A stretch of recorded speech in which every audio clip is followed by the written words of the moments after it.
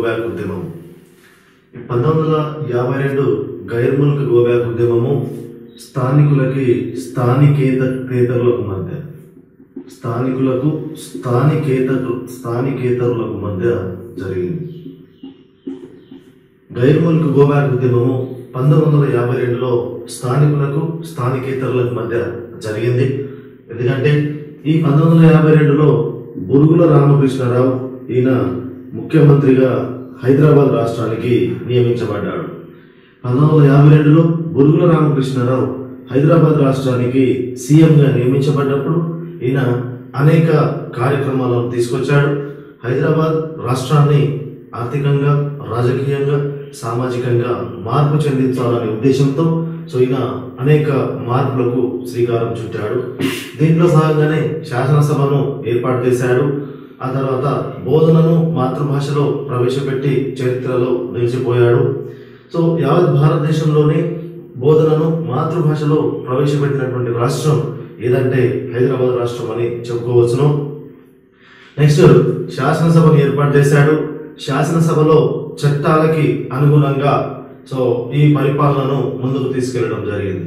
దీంట్లో భాగంగా 1953 అక్టోబర్ 1న ఖమ్మం జిల్లాను వరంగల్ నుండి వేరుపరిచాడు.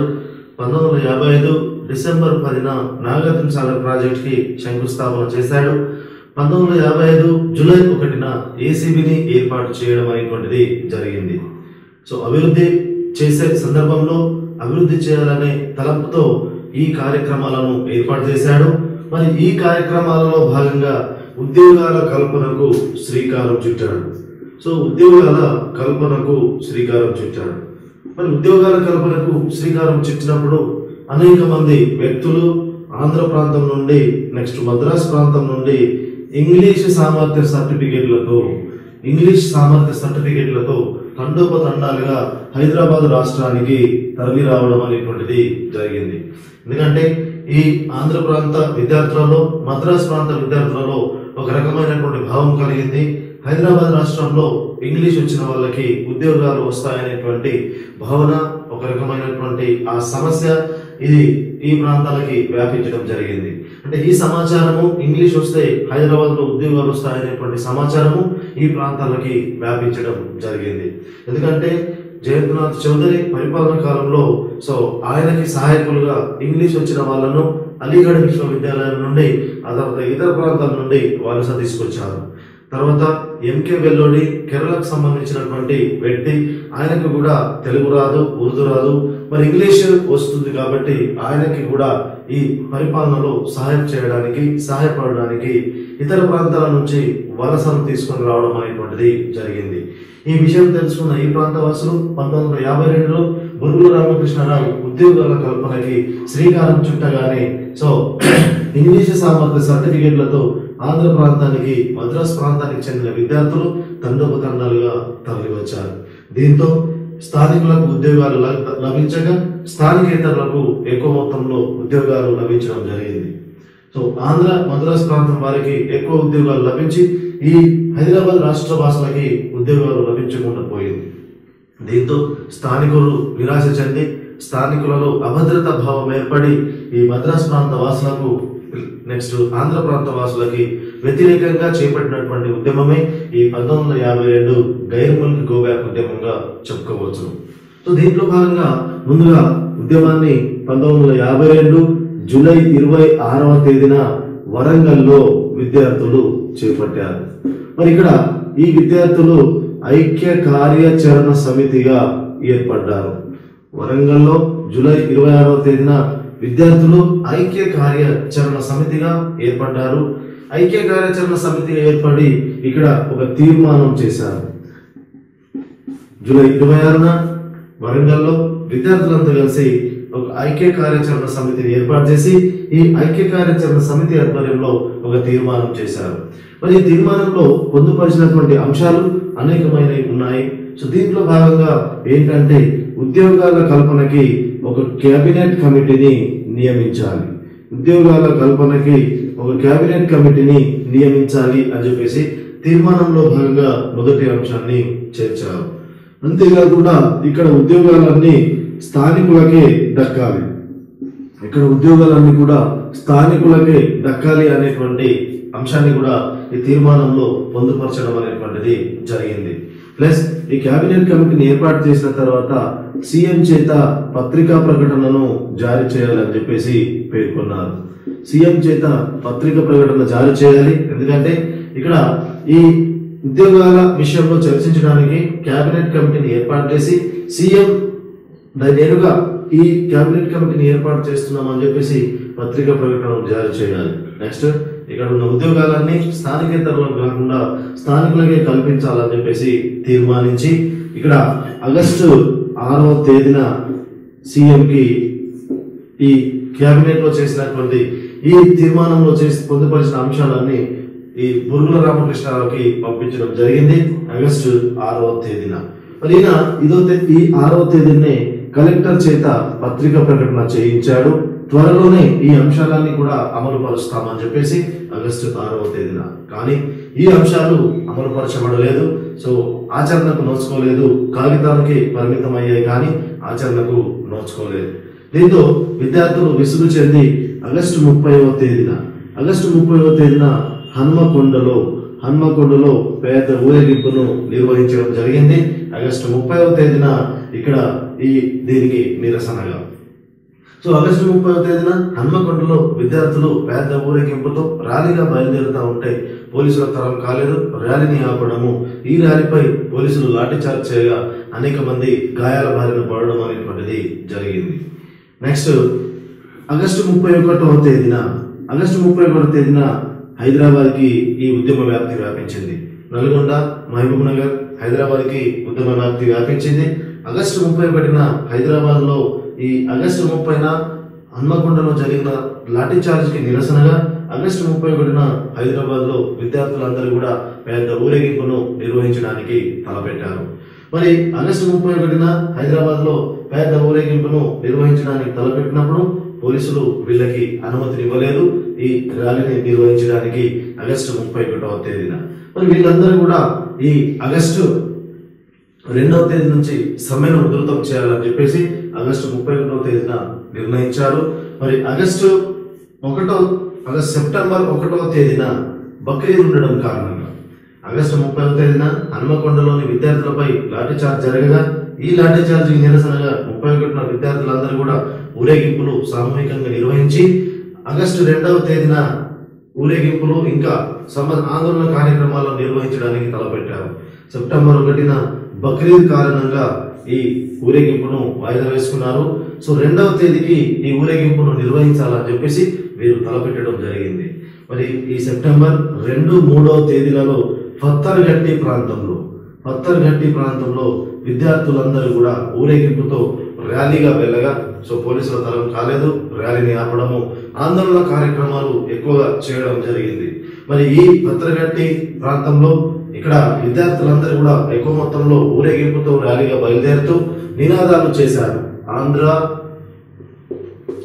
గైర్ ముల్క్ గో బ్యాక్, ఆ తర్వాత ఇడ్లీ సాంబార్ గో బ్యాక్, ఆ తర్వాత గోంగూర పచ్చడి గో బ్యాక్ అంటూ నినాదాలు చేస్తూ వీధిలో గుండా ర్యాలీలు నిర్వహించడం జరిగింది సెప్టెంబర్ 2, 3వ తేదీన. సో పత్తర్గట్టి ప్రాంతంలో గైర్ ముల్క్ go back, idli sambar go back, గోంగూర పచ్చడి గో బ్యాక్ అంటూ నినాదాలు చేస్తూ ర్యాలీగా వెళ్తా ఉంటే పోలీసుల తరం కాలేదు ఈ ర్యాలీని ఆపడం. సో పోలీసులు లాఠీచార్జ్ చేసి కాల్పులు జరపగా 2 వ్యక్తులు అక్కడికక్కడే మరణించి 147 మందికి గాయాలవ్వడం అనేటువంటిది జరిగింది. సో విద్యార్థులలో ఇంకా ఆందోళన కార్యక్రమాలు ఎక్కువైపోయాయి. సో విసుగు చెంది మళ్ళీ సెప్టెంబర్ 4వ తేదీన అఫ్జల్గంజ్ ప్రాంతంలో విద్యార్థులందరూ కూడా మళ్ళీ ఊరేగింపుతో ర్యాలీని నిర్వహించగా ఇక్కడ కూడా పోలీసులు కాల్పులు జరపగా 4 యువకులు ఇక్కడికిక్కడే మరణించడం అనేటువంటిది జరిగింది అఫ్జల్గంజ్ ప్రాంతంలో. సో దీంతో ఈ విషయము శాంతి భద్రతల సమస్యగా మారింది. ప్రభుత్వానికి పెద్ద తలనొప్పిగా మారింది. ఎందుకంటే సెప్టెంబర్ 3వ తేదీనే 2 చనిపోయారు, 4వ తేదీన 4 చనిపోయారు, 147 మంది ఇక్కడ గాయపడ్డారు, 4వ తేదీన దాదాపు 110 మంది వరకు గాయపడడం అనేటువంటిది జరిగింది.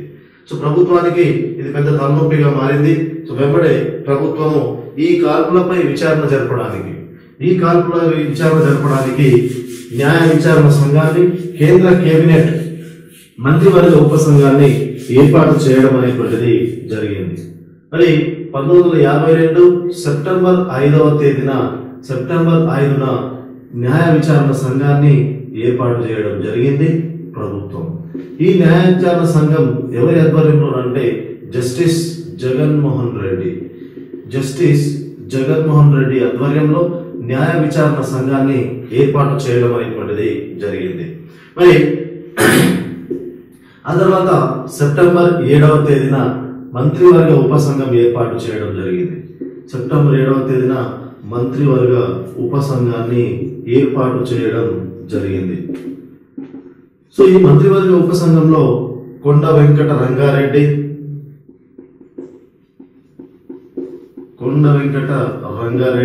ఆ తర్వాత పుల్చంద్ గాంధీ,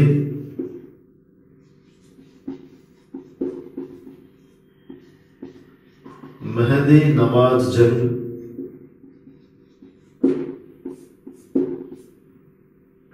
సో వీరి ఆధ్వర్యంలో ఇక్కడ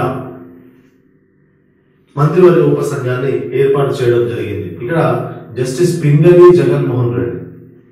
సో ఈ రకంగా ఈ కాల్పులపై విచారణ జరపడానికి సెప్టెంబర్ 5వ తేదీన న్యాయ విచారణ సంఘాన్ని ఏర్పాటు చేశారు జస్టిస్ పింగళి జగన్మోహన్ రెడ్డి ఆధ్వర్యంలో. నెక్స్ట్ సెప్టెంబర్ 7వ తేదీన మంత్రివర్గ ఉపసంఘాన్ని ఏర్పాటు చేశారు. ఈ కాల్పులపై విచారణ జరపడానికి కొండ వెంకట రంగారెడ్డి, పుల్చంద్ గాంధీ, మెహదీ నవాజ్ జంగ్లను దీంట్లో సభ్యులుగా ఈ మంత్రివర్గ ఉపసంఘంలో చేర్చుకోవడం అనేటువంటిది జరిగింది.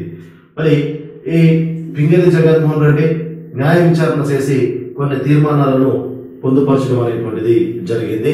మరి ఈయన ఈ న్యాయ విచారణ జరిపిన తర్వాత కొన్ని తీర్మానాలు చేశారు పింగళి జగన్మోహన్ రెడ్డి. సో పింగళి జగన్మోహన్ రెడ్డి కమిటీ నివేదికను ప్రభుత్వానికి సమర్పించడం జరిగింది. పింగళి జగన్మోహన్ రెడ్డి కమిటీ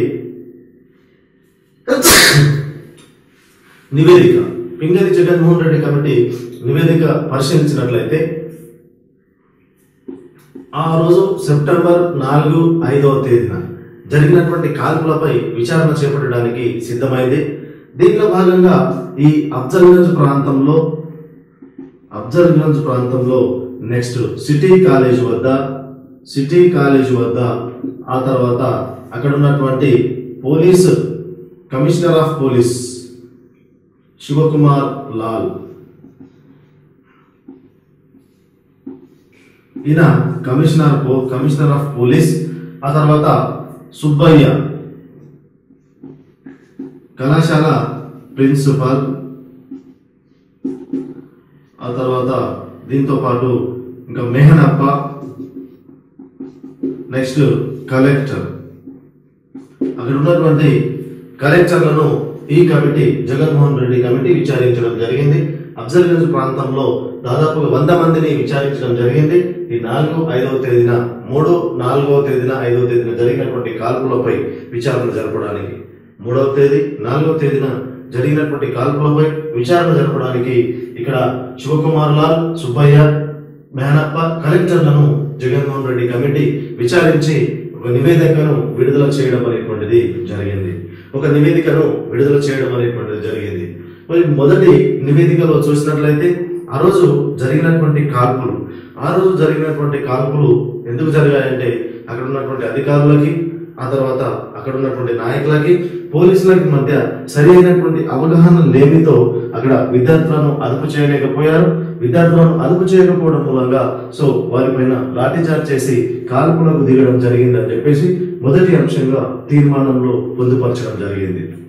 అంటే ఆ రోజు అధికారులకి, నాయకులకి, పోలీసులకి మధ్య సమన్వయ లోపం, సమాచార మార్పిడి సరిగ్గా జరగకపోవడం మూలంగా సో పోలీసుల ర్యాలీని ఆపడం అనేటువంటిది, విద్యార్థుల ర్యాలీని ఆపడం అనేటువంటిది పోలీసుల తరం కాలేదు. కాబట్టి ఇక్కడ వాళ్ళు కాల్పులకు ఉసిగొల్పడం జరిగింది అని చెప్పేసి మొదటి అంశంగా పేర్కొనడం జరిగింది. అంతేకాకుండా ఈ ర్యాలీలో దాదాపు 40,000 మంది వరకు పాల్గొన్నారు. రెండో అంశంగా ర్యాలీలో దాదాపు 40,000 మంది వరకు పాల్గొన్నారు. వీరు వైర్లెస్ బ్యాండ్ ను తగలబెట్టారు. వైర్లెస్ వ్యాన్ ను తగలబెట్టడం మూలంగా ఇక్కడ పోలీసులు కాల్పులు జరిపారని పేర్కొన్నారు. ఆ తర్వాత ఇంతేకాకుండా ఈ స్థానికుల్లో అభద్రతా భావం ఏర్పడ్డది. స్థానికేతరులు ముఖ్యంగా ఆంధ్ర ప్రాంతం, మద్రాసు ప్రాంతం నుండి ఇక్కడికి వచ్చి ఉద్యోగాలను చేపట్టి స్థానికులకు ఉద్యోగాలు రాకుండా చేశారు. కాబట్టి స్థానికుల్లో అభద్రతా భావం ఏర్పడి ఈ ఉద్యమాన్ని ఉధృతం చేయడానికి వాళ్ళు సిద్ధమయ్యారు. దీంతో పోలీసుల తరం కాలేదు ఈ ర్యాలీని ఆపడం. అందుకని వీరిపైన కాల్పులు జరపడం అనేటువంటిది జరిగింది. ఈ రకంగా పింగళి జగన్మోహన్ రెడ్డి కమిటీ తన నివేదికలో ఈ రకంగా అనేక అంశాలను పొందుపరిచింది. మొదటి అంశంగా సమన్వయ లోపం అధికారులకి, నాయకులకి, పోలీసులకి మధ్య లాఠీ చార్జ్ కి దారితీసింది. అనేక మంది చనిపోయారు, 40,000 మంది పాల్గొన్నారు, వైర్లెస్ వ్యాన్ తగలబెట్టారు, ఆందోళన కార్యక్రమాలు ఎక్కువ చేశారు. కాబట్టి ఇక్కడ కూడా పోలీసులు లాఠీ చార్జ్ చేసి కాల్పులు జరిపారు. స్థానికుల్లో అభద్రతా భావం ఏర్పడ్డది. ఎందుకంటే స్థానికేతరులు ఉద్యోగాలను పొందడం అనేటువంటిది జరిగింది. కాబట్టి వీళ్ళకి వ్యతిరేకంగా గైర్ముల్క్ ఉద్యమాన్ని ఉధృతం చేశారు. అంతేకాకుండా శ్రీకృష్ణ దేవరాయ భాషా నిలయం వారు ఇక్కడ స్వర్ణోత్సవాలను జరుపుతా ఉంటే బురుగుల రామకృష్ణారావు అంబాసిడర్ కారులో అక్కడికి రావడం జరిగింది. వెంబడే ఇది గమనించినటువంటి ఆందోళనకారులు బురుగుల రామకృష్ణారావు యొక్క కారు పైన పెట్రోల్ పోసి దానికి నిప్పంటించి తగిలించడం జరిగింది. నెక్స్ట్ ఇక్కడ ఈ సెప్టెంబర్ 5వ తేదీని ఈ పత్తలగట్టి ప్రాంతంలో దాదాపు 16 గంటల పాటు కర్ఫ్యూని విధించడం జరిగింది. 16 గంటల పాటు కర్ఫ్యూని విధించడం జరిగింది. ఈ కర్ఫ్యూనే మొట్టమొదటి కర్ఫ్యూగా తెలంగాణ ఉద్యమంలో చెప్పుకోవచ్చు. ఎందుకంటే 3వ తేదీన, 4వ తేదీన ఇక్కడ ఉన్నటువంటి పోలీసులపై విద్యార్థులపై పోలీసులు కాల్పులు జరపగా అనేక మంది మరణించారు. 2 3వ తేదీన, నలుగురు 4వ తేదీన మరణించారు. కాబట్టి ఇక్కడ ఈ విద్యార్థులు బురుగుల రామకృష్ణారావు యొక్క కారును తగలబెట్టారు. పక్కనే ఉన్నటువంటి పత్తలగట్టి పోలీస్ స్టేషన్ పై దాడి చేసి దాన్ని తగలబెట్టేశారు. దీంతో పోలీసులు ఆ ప్రాంతంలో 16 గంటల పాటు కర్ఫ్యూని విధించారు. సెప్టెంబర్ 5వ తేదీన ఈ కర్ఫ్యూనే మొట్టమొదటి కర్ఫ్యూగా తెలంగాణ ఉద్యమంలో అని చెప్పుకోవచ్చు. ఇది 1952 గైర్ముల్క్ గోబ్యాక్ ఉద్యమం. మరి గైర్ముల్క్ గోబ్యాక్ ఉద్యమానికి సరైనటువంటి వేదిక లేకుండే ఉద్యమాన్ని ఉధృతం చేయడానికి విద్యార్థులు ఎవరంతటా వాళ్ళే ఉద్యమాన్ని ఉధృతం చేయడం అనేటువంటిది జరిగింది. కాబట్టి ఈ 1952లో రామాచారి అనేటువంటి ఎమ్మెల్యే తెలంగాణ హితరక్షణ సమితిని ఏర్పాటు చేశాడు. తెలంగాణ హితరక్షణ సమితిని రామాచారి అనేటువంటి ఎమ్మెల్యే 1952లో ఏర్పాటు చేశాడు. మరి ఈ తెలంగాణ హితరక్షణ సమితి లేదా హైదరాబాద్ హితరక్షణ సమితి ఏర్పాటు చేయడం మూలంగా ఉద్యమకారుల్లో ఒక రకమైనటువంటి ఆనందం వెల్లివిరియడం అనేటువంటిది జరిగింది. దీంతో ఈ వేదిక ఆధ్వర్యంలో విద్యార్థులందరూ కూడా ఉద్యమాన్ని ఉధృతం చేశారు. ఇది 1952 గైర్ముల్క్ గోబ్యాక్ ఉద్యమం.